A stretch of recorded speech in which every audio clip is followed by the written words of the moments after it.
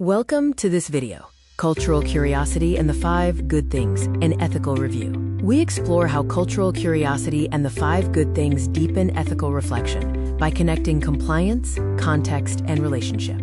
We need a framework that supports both compliance and relational discernment. Cultural curiosity is an ethical issue because culture shapes meaning, not just identity labels. Power affects safe communication. Agreement is not always understanding. Without curiosity, mere compliance risks masking misunderstanding or shame. Curiosity is the ethical engine beyond adherence to codes.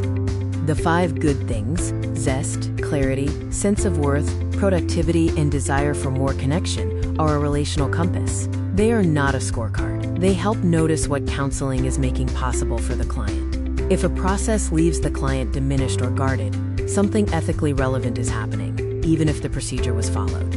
Counselors must be curious about how culture reshapes the 5 good things. Zest, clarity, dignity, movement, and connection are lived differently across contexts. We must ask what fits the client's world, not assume dominant norms.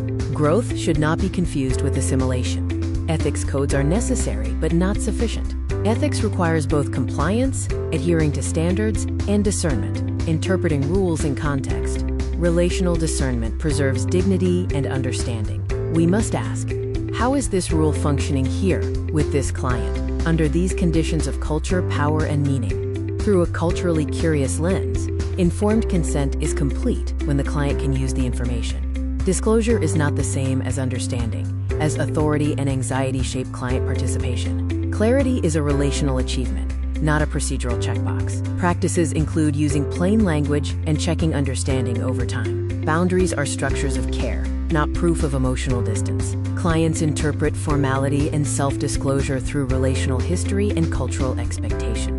Strong boundaries strengthen clarity and worth when held with transparency.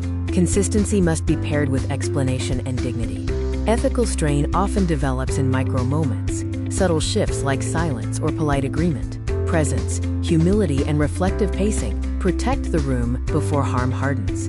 Ethical practice in the relational field is about noticing small acts before they harden, which restores conditions for truth. Diagnosis can clarify or distort depending on how context is held. Assessment affects worth, access, and identity. We must use assessment rigorously without reducing the client to a category. Curiosity protects against flattening the client's story. Does the process increase understanding or deepen shame and distance? Documentation is not neutral. It shapes what kind of person future readers are taught to see. Ethical documentation preserves context and dignity. Counselors can document risk, symptoms, and diagnoses while preserving humanity. Cultural context belongs in the record to ensure the client's story remains human and contextual. Cross-cultural work inevitably includes misattunement. Repair is ethical practice because it restores the conditions for truth, not just comfort. The counselor's dilemma is choosing accountability over defensiveness. Repair requires noticing impact, acknowledging it, inviting client reality, consulting, and changing practice. Cultural curiosity must include curiosity about the counselor. Internal pulls like fear or the desire to appear competent can shape judgment.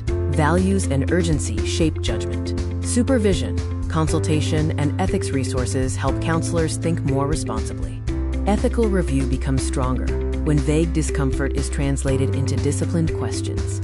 Case consultation questions should address clarity, worth, movement, and connection. This helps counselors move from intuition to clearer ethical reasoning in context, focusing on culture, standards, and needed supports. Small relational habits can make ethical care feel more usable, respectful, and alive. Practical habits include asking before assuming, naming power, explaining structure, inviting correction, and documenting context. The 5 good things grow when clients don't have to choose between being understood and being culturally themselves. In closing, cultural curiosity is ethical practice, and the 5 good things evaluate relational impact. Good ethics asks not only what rule applies, but what becomes more possible for the client.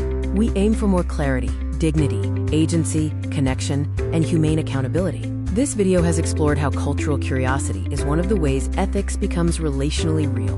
We've seen that ethical foundations, combined with relational reality, expand possibilities for more clarity, dignity, agency, connection, and humane accountability. Thank you for watching.